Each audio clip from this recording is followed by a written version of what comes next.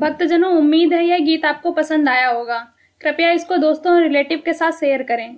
अगर आपको किसी भजन पर प्रस्तुति चाहिए तो कमेंट करें। हम आपके लिए इस चैनल पर उस भजन को प्रस्तुत करने का प्रयास करेंगे। अगर आपने हमारे YouTube चैनल को सब्सक्राइब नहीं किया है तो तुरंत सब्सक्राइब करें और बेल आइकन दबाना बिल्कुल ना भूलें। धन्यवाद।